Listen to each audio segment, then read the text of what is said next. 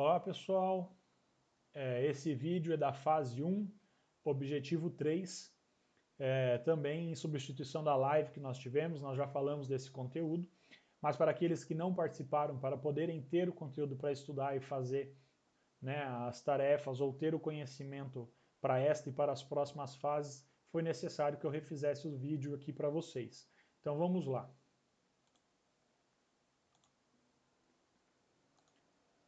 Então, fase 1, objetivo 3. E aqui nós vamos tratar da relação da transmissão dos dados. Então nós vimos lá primeiro qual que era o conceito, né, de redes, a necessidade da transmissão de dados, o porquê da comunicação, e a gente viu lá algumas classificações de redes de computadores, né, com relação à natureza, à extensão e à finalidade. E aí hoje aqui nós vamos falar da transmissão de dados, ou seja, um meio, né? Então aqui nós vamos falar do meio em que é trafegado as informações, e aqui nós podemos pensar lá na classificação de natureza, né, das redes de computadores, que é o que está descrito aqui para vocês, né? Então é o meio físico por onde os dados serão transmitidos. Então é aqui a natureza de comunicação das redes de computadores. Os modos de comunicação, nós temos simplex, half duplex e full duplex. E se nós pensarmos também aqui, ó, nos prefixos, né, é um modo mais simples. Aqui half dessa palavra em inglês é metade e o full completo. Então uma comunicação simples, uma comunicação pela metade e uma comunicação completa. Mas o que significa isso? Aqui no simplex, pessoal, nós temos aqui, né, ó, o nosso terminal de transmissão e de recepção. E a comunicação tem um meio, tá vendo o nosso meio aqui, ó, um meio de comunicação entre esses dois pontos. Na simplex, nós temos dentro desse meio a comunicação em um único sentido possível. Tá vendo aqui que a setinha, ó, ela só está em um sentido. A transmissão ocorre só de A para B e o inverso não é possível. Então, na comunicação simplex, um transmite e um recebe. O inverso não é possível, tá ok? Então, na comunicação, no modo de transmissão simplex, a transmissão ocorre num único sentido, tá certo?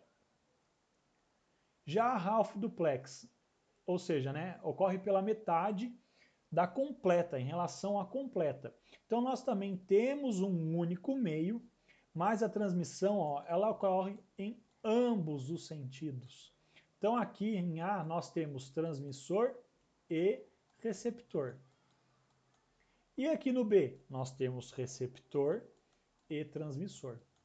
Ou seja, A pode transmitir para B, mas B também pode transmitir para A. A questão é que ela não pode ser simultânea. Essa transmissão ela ocorre uma por vez. Primeiro A transmite para B e depois B responde para A, ou vice-versa. Os dois não podem mandar informação de um para o outro no mesmo instante. Por quê? Elas vão colidirem e vai ser perdida essa informação. Então o half duplex ela é uma comunicação parcial. Por quê? O meio é único e os sistemas de transmissão eles têm que aguardar para poder fazer essa transmissão. Então ela transmite nos dois sentidos possíveis, mas apenas um de cada vez, tá ok? E já no full duplex nós temos dois meios. Reparem aqui, ó, que nós temos dois meios. Um meio de comunicação de transmissão de A para B e um meio de comunicação de B para A.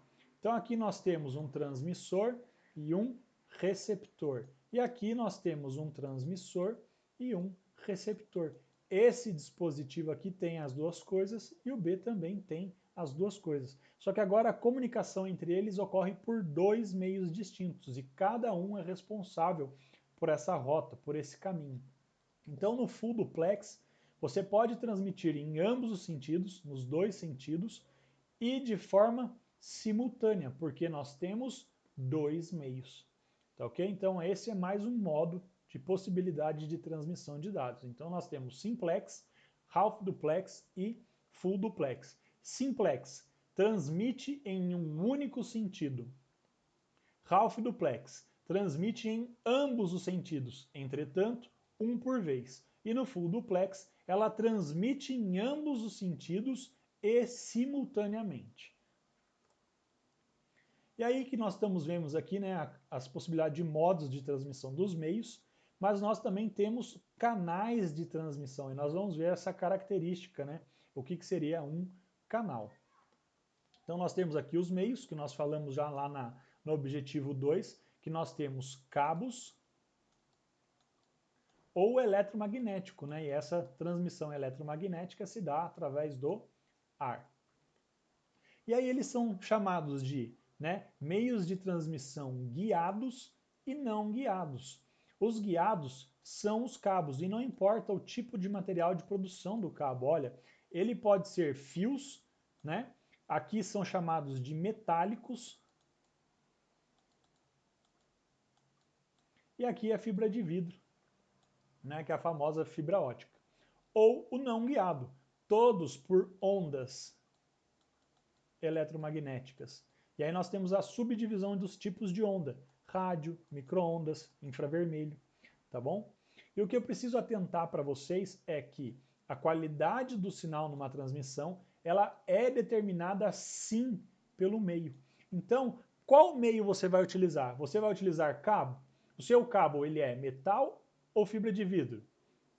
Você vai transmitir por ondas eletromagnéticas, meios não guiados. Aí o que ele é? Ele é rádio? Ele é micro-ondas? Ele é infravermelho? Ou seja, a escolha desse meio, ela interfere na transmissão, na qualidade de transmissão. Além de, lá na geração, o próprio sinal. Qual foi a qualidade desse sinal gerado?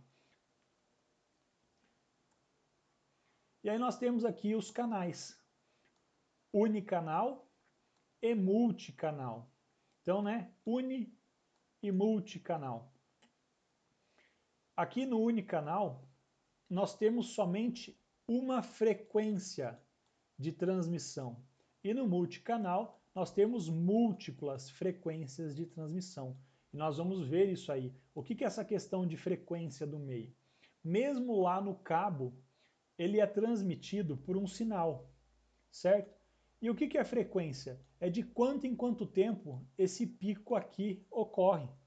Então, quantas vezes isso aqui acontece num determinado tempo? Isso é chamado de frequência. E o símbolo aqui é o Hertz. E aí nós temos aqui nosso espectro eletromagnético. Então, aqui pensando em ondas eletromagnéticas, ó, ele é distribuído. Nós temos desde onda de rádios até raios gama aqui, né? Ó, até radiação. Olha aqui, raio-x também. E reparem que essa faixa desse espectro eletromagnético, ela foi subdividida. Aqui começa o conceito de canais, né? Olha esse espacinho aqui, esse espacinho pequenininho é a luz vermelha. Então imagina, tem tantas ondas trafegando aí, a gente é atingido por onda o tempo todo. E aqui, só essa pequenininha que o nosso olho consegue perceber. Alguns animais conseguem enxergar tanto infravermelho contra ultravioleta. Então, por exemplo, os gatos conseguem enxergar nessas faixas. Então eles enxergam melhor que a gente, por quê? Eles conseguem ver um sinal, uma onda, numa faixa, num canal muito maior que nós. Então nós temos aí, tá vendo, ó, ondas de rádio. Vocês estão vendo aqui, ó, o pico que eu falei para vocês, ó, cada um tem uma característica, ó, acontece em um determinado tempo. Então aqui nós temos uma frequência menor e aqui uma frequência maior. E ou seja, quanto maior a frequência, mais dados você consegue transmitir, tá ok? E aí eu trouxe o exemplo aqui da banda 2.4 GHz para vocês, que é uma das utilizadas, né, nos nossos roteadores domésticos. Nós temos a de 2.4 e a de 5 GB. Né? E pensando aqui nessa característica de Hertz, ó, qual que tem mais frequência, qual que é mais rápida? É justamente aqui, né, 5 GHz. Né? Ou seja, você consegue transmitir mais dados aqui do que na de 2.4. Mas reparem como que funciona. A banda 2.4, ela é toda essa camada aqui. E reparem que eu tenho aqui, ó, 1, 2, 3, 4, com uma casa decimal específica aqui fazendo essa separação. Então aqui dentro dessa banda, ó, eu estou demonstrando para vocês 14 canais. O que é um canal? É você pegar uma faixa de frequência e dividi-lo. Tá vendo? Ó? Eu dividi aqui em faixas de 22 MHz. Então, cada uma dessas faixas aqui são chamados de canais. Então, o que é um canal? O canal é uma divisão de uma faixa de frequência. Então, imagine, por exemplo, assim, lá no rádio, você vai escutar uma música AM, FM. Cada estação que você escuta tá lá um determinado número. Cada número daquele ali é um canal. Você pega a faixa inteira e ela foi distribuída entre as diversas rádios naquela região para transmitir os dados. Na televisão é a mesma coisa. Então imaginem aqui, ó, que nessa faixa de frequência eu teria a Globo, nessa faixa de frequência eu teria o SBT, nessa faixa de frequência eu teria a Record. E é por isso que a gente fala o canal Globo, o canal SBT. Por quê? Nós temos um espectro e esse espectro foi dividido em canais. E cada um deste canal faz a transmissão da sua informação. E aí ela pode ser justamente unicanal ou multicanal. Na unicanal, essa faixa ela transmite somente um tipo de informação para determinada coisa. Na multicanal, eu posso transmitir mais de um item de informação no mesmo meio. E é o que nós temos hoje em dia, né? Nessa questão aí que eu falei para vocês da convergência das redes, que foi possibilitada através de uma nova infraestrutura. E aqui para vocês os tipos de meios de transmissão. Então nós temos aí os fios de cobre, né, que são os metálicos, e fibra de vidro. Estes dois aqui são chamados de guiados. E esses demais aqui são chamados de não guiados, tá ok? Estes aqui são por ondas eletromagnéticas. E este aqui por luz. Nós também temos aqui nos guiados, ó, um também que é feito por luz. Nós vamos falar de cada um desses aqui, as suas características, tá ok? Então aqui, ó, no primeiro, fios de cobre, ele é, lembrem-se, guiado, ele é metálico.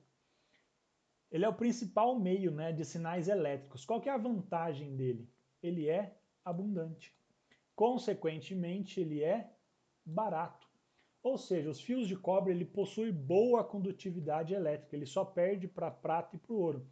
Por que a gente não usa prata e ouro para fazer a transmissão de informação? Porque ficaria inviável, né, pessoal? Os caras já roubam fio de cobre no Rio de Janeiro, imagina se roubasse, se fosse de prata ou de ouro. Beleza? Mas existem lugares que utilizam isso aqui para transmissão? Sim, né?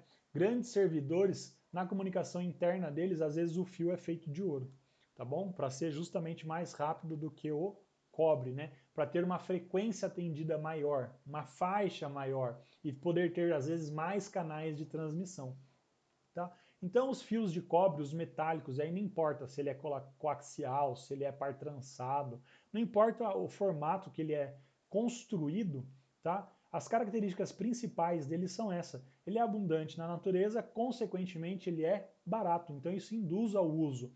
Além dele ter uma boa condutividade elétrica, né, e garantir essa boa transmissão, tá ok? Mas é só vantagem? Não. Lembrando que também outra vantagem é a questão da maleabilidade, tá? Fios de metal, eles são fáceis de ser manuseados, então a sua instalação também é facilitada. Mas qual que é o grande problema dos fios de cobre? Interferência elétrica, tá? Então eles sofrem interferência. Quando você tem um fio elétrico e você passa energia por dentro dele, existe um efeito que causa um campo eletromagnético nesse fio. E aí, se você tem fios muito próximos e você passa energia nos dois, reparem que este campo eletromagnético aqui, ó, ele se torna comum aos dois. E a informação que estaria passando aqui, ela pode sofrer uma alteração e chegar distorcida lá na onde deveria. Lembra que era uma das características exigidas, né? Você precisava garantir a integridade da informação. Ela pode ser afetada pelo tipo do meio. tá? Então, o condutor elétrico ele é sujeito à interferência eletromagnética, né? E aí, o que acontece? Existem algumas soluções possíveis para minimizar isso, mas não para eliminar, né, essa característica do fio metálico, tá? Então, vamos ver lá a possibilidade de reduzir isso aí. Uma possibilidade de redução é fazer esse efeito aqui do trançamento. Isso aqui é o que nós utilizamos nas redes de computadores, então são fios de pares trançados. Essa característica aqui de trançar os fios, esse efeito de torcer os fios já faz com que esse efeito eletromagnético seja reduzido. Além de nós utilizarmos, né, aqui um isolante, né, geralmente algum tipo de borracha, que faz com que, se esse efeito eletromagnético fosse passar por aqui, bate nessa borracha e reduz essa condição, tá? E outro exemplo é aqui nos cabos coaxiais. A informação passa por esse miolo aqui, ó. Mas nós temos um isolante dielétrico aqui, né, uma borracha, algum tipo de coisa que não é condutora de energia, para isolar este cabo. Além disso, nós temos uma outra malha, e aí sim metálica. Essa aqui ela vai para terra, certo? Ou seja, a energia vem em formato de onda aqui, bate nessa malha, é convertida em energia e é jogada para a terra. É igualzinho lá nos sistemas elétricos. E aí faz a proteção. Além de termos o que? Esse outro dielétrico para isolar esse ponto de comunicação. Então, nos metálicos nós podemos ter esses tipos de isolante ou podemos fazer esse aspecto de trançamento. Por vezes nós temos as duas coisas, nós trançamos e isolamos os fios caso a caso, ok? Né? Aqui ó, um exemplo mais próximo à imagem, né? A informação passa aqui, temos uma borracha, um plástico isolante dielétrico e uma malha que vai ser aterrada para evitar esse efeito eletromagnético. Né? O cabo coaxial, pessoal, a principal aplicação deles, né, hoje em dia, são TVs a cabo, né? Mas já foi usado em redes locais num protocolo chamado ANEL. E a gente vai ver isso aí um pouquinho lá para frente, tá bom?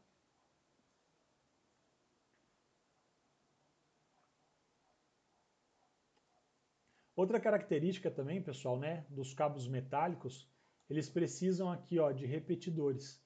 Ou seja, cada vez que você precisa replicar o sinal de tamanho, de distância em distância, esse efeito também faz com que surja ruídos, né, na transmissão.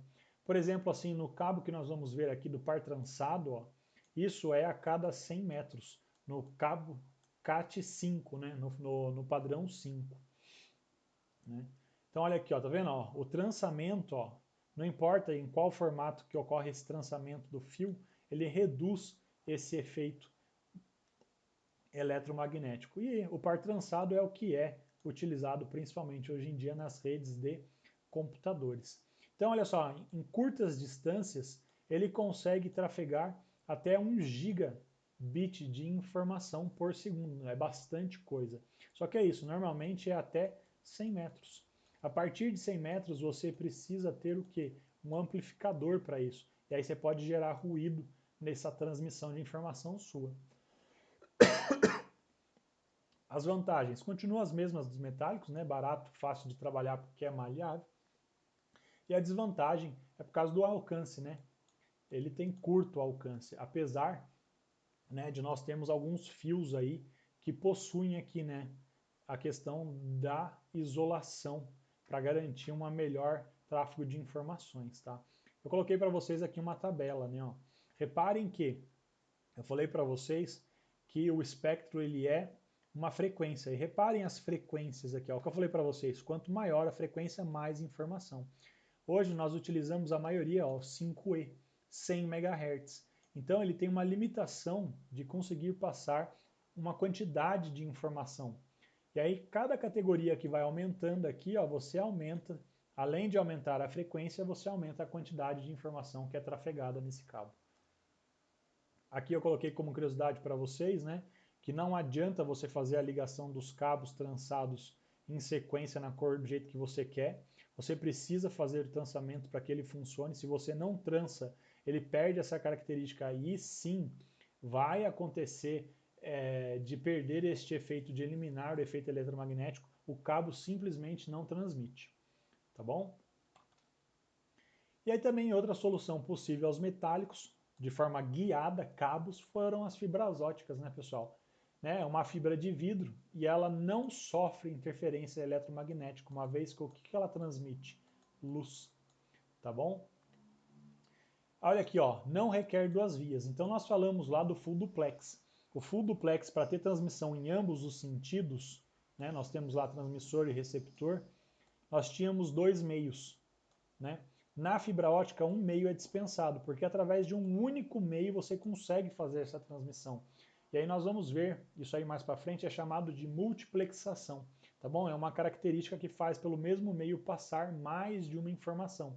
E a fibra ótica permite isso aí, né? Ela tem baixa atenuação, ou seja, ela não perde informação ao longo do caminho, justamente porque ela não sofre interferência eletromagnética. Mas qual que é a desvantagem da fibra ótica? Ela é mais cara. A manutenção, o custo dela é mais caro, embora tenha barateado bastante, mas ela continua custando o dobro, às vezes o triplo do valor do cabo metálico. Mas a mão de obra ela precisa ser especializada e os equipamentos também, né? Então ela acaba onerando nesse aspecto, tá? E ela não é flexível. Se você dobrar uma fibra ótica e ela passar ali dos 90 graus, que com o cabo você quase conseguiria fazer isso, ela se rompe, ela quebra. E aí para fazer essa ligação de novo, para fazer com que ela funcione, é o que eu disse, a mão de obra especializada e os equipamentos também. Então o custo é alto para fazer essa manutenção. Uma dificuldade que tinha também era de ver o local do rompimento do cabo. Nos dispositivos elétricos existem aparelhos de baixo custo que conseguem enviar o sinal e aí esse sinal retorna e fala aonde que aconteceu o rompimento do cabo. Então a pessoa tendo um mapa, né, do local, da organização de trabalho, é isso que nós vamos tentar fazer no nosso projeto, é construir um projeto que monte a rede de computadores. Você olha, o cabo estourou a 10 metros. Você pega seu mapa da origem e vai andando 10 metros para tentar encontrar onde esse cabo pode ter se rompido, sei lá o que aconteceu para romper. Na fibra ótica isso não é fácil de visualizar. Novamente tem que ficar, né, equipamentos especializados para fazer isso e eles custam bastante. Às vezes compensa você fazer toda a substituição do cabo do que você às vezes até alugar ou comprar esse equipamento, tá ok? E aí a aplicação, ele era utilizado nos troncos de comunicação, ou seja, aqui ó, olha só a natureza aqui, né? A gente está vendo a natureza e aqui juntou a questão da extensão. Em redes metropolitanas, ou seja, grandes distâncias, são utilizadas fibra óticas. Só que hoje em dia está ficando comum, né? Está começando a passar para LANs já. E aqui pensar, LAN dentro da sala? Não, mas eu tenho lá 3 prédios. Para fazer a ligação entre esses prédios, em vez de eu fazer com cabo, eu faço com fibra ótica. Tá? Principalmente que, sei lá, a distância desses prédios aqui é de 1 km. Então a fibra consegue atender. E aí tem aqui, né, prédio 1, prédio 2. E aí do prédio 2 por 3 não é 1 km, são só 90 metros. E aí você escolhe por custo se você prefere fazer tudo com fibra ótica ou se, por exemplo, você faz essa parte em fibra e essa parte em, né, cabo metálico, porque ele é muito mais barato e fácil de trabalhar. Se é só 100 metros, ele vai atender, sendo que a alimentação dele atende essa característica. E aí nós passamos aqui para os não guiados, aqueles que são através do ar. Então nós temos a faixa de frequência sem fio aqui, né, o wireless. A primeira delas é o rádio, né? E qual que é a principal vantagem disso? Não ter cabos. Então você consegue fazer a transmissão sem ter cabos, né? Sem ter o meio físico ali necessário passar. Então você às vezes está num lugar que você não consegue fazer passar um fio, você utiliza a radiofrequência. Mas ele também tem desvantagem, e as desvantagens dele é muito próxima dos cabos. Também é a relação do efeito eletromagnético, né? Quando você tem lá uma antena gerando sinal, e aí é para receber lá na sua casa, na sua televisão, por exemplo, você tem a anteninha aqui, né, para receber isso aí. O que acontece? Pode ter interferência eletromagnética aqui? Sim, é uma onda que está no ar, pessoal. E aí pode vir uma onda aleatória aqui e atrapalhar. E é aqui que dá o chuvisco, é aqui que o seu sinal cai. Isso aqui é muito comum ver lá em satélites, né? Você tem, por exemplo, assim, você assina uma televisão por assinatura, choveu, a Sky para. Por quê? Porque isso. Estava vindo lá do satélite a informação e no meio do caminho colocou água. E aí fez com que esse sinal fosse atenuado e cai o seu sinal. E a gente vai ver isso aí mais para frente um pouquinho também quando a gente falar ali de satélites, né, de rádios por micro-ondas. Então, ó, na rádio é um condutor elétrico que irradia ou capta energia. Ou seja, na rádio, né, ele tem um sistema de conversão. Ele chega elétrico por um cabo, aí tem um dispositivo que vai transformar isso aqui em onda. E aqui, na outra ponta, o contrário. Esse dispositivo ele capta as ondas e transforma em eletricidade de novo. Então ele tem um conversor, né, de elétrico para eletromagnético e depois de eletromagnético para elétrico. Então ele é totalmente suscetível, né, às alterações eletromagnéticas. É a mesma coisa lá dos pares metálicos. Tá? E aí, micro-ondas, né, é uma faixa de frequência maior, consequentemente ela trafega mais informação, mas o que, que acontece? A micro-ondas, por ela estar numa frequência maior, ela sofre ainda mais com os efeitos eletromagnéticos, mas também de obstáculos. Então você tem uma antena de micro-ondas aqui que quer comunicar e você tem um obstáculo no meio do caminho, seja um prédio, seja uma montanha, ela vai chegar aqui e vai ser atenuada. Aí o sinalzinho vai sair fraquinho aqui, né? Ele sai grandão, bate no obstáculo e sai fraquinho. E o outro lado não consegue nem receber. Então é necessário que tenha um negócio chamado visada entre os pontos do micro-ondas. Ou seja, não pode ter um obstáculo no meio do caminho. Tá? E até aqui está o exemplo do satélite que eu falei para vocês. Tem o satélitezinho lá no alto, e aí tem a sua casa aqui, né, pegando a sua televisão. Tá vindo a onda aqui, aí do nada tem uma nuvem de tempestade aqui. É um obstáculo. É por isso que você deixa de assistir a sua televisão, porque o satélite também é trafegado através de micro-ondas. Lembrando que um satélite ele não gera sinal, ele é somente um retransmissor. Tá? Né? Utilizado muito hoje em dia para TVs ou redes privadas. Por exemplo, assim, você está aqui no Brasil e quer comunicar com a Alemanha. Aí você faz essa comunicação por satélite. Se bem que hoje em dia quase tudo vai por fibra ótica, mas isso aqui acaba ficando o quê? De backup. Deu pau numa fibra ótica, faz a comunicação por satélite, né? Mas são geralmente redes privadas de grande porte, né? Aí como que funciona o satélite, né? Tem alguém que gera o sinal, manda para o satélite e o satélite retransmite. Não é o satélite que gera o sinal é gerado numa outra antena de base. E aí ele só faz a retransmissão. Tá ok? Né? Um gera, transmite e os demais recebem. Aqui nós temos, né, a transmissão de broadcast. Um transmite, todos recebem, desde que tenha a condição para receber. Né? A gente vai ver isso aqui um pouquinho mais para frente. E por último aí, né, nos meios não guiados, laser. Só que o laser ele utiliza luz. Então ele não sofre interferência eletromagnética, mas ele sofre totalmente interferência de quê? De obstáculos. Você tem o seu canhão de laser aqui e ele precisa ser recebido aqui, né, num sensor que vai entender isso. Se tiver obstáculos, não é que vai ficar ruinzinho, vai ficar chato, não, simplesmente apaga a comunicação não ocorre, tá bom? Então o laser ele tem essa sensibilidade muito grande, ele é extremamente sensível a obstáculos. Uma curiosidade que eu sempre falo para o pessoal é a questão da medição entre a Terra e a Lua. Quando o homem foi para a Lua, ele deixou um prisma lá, ele deixou um espelhinho lá para refletir luz. E aí aqui da Terra apontaram um laser para esse prisma, e aí ele retornou para a Terra, e aí conseguiram se medir com exatidão a distância entre a Terra e a Lua. Tá? Aonde é usado o laser ainda? Na estação espacial.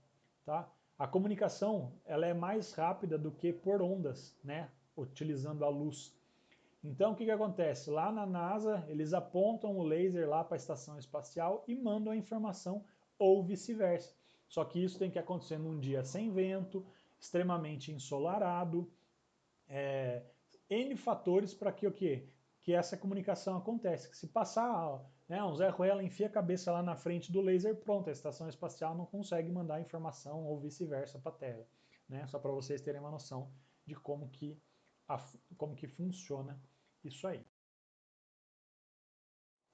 Então, pessoal, dando continuidade aqui agora, aqui nós tratamos, né, da fase 1, objetivo 3. Mais uma vez, né, nós ainda estávamos com problema de comunicação lá do YouTube com a conta pessoal e a conta de professor minha, e eu não consegui postar isso para vocês. Então eu precisei regravar o vídeo. Nós tivemos a live, mas está aí todo o conteúdo para vocês, para servir de base para os estudos de vocês e aí para dar continuidade na fase 1, para o entendimento dela e para as seguintes que virão. Tá ok? Até mais.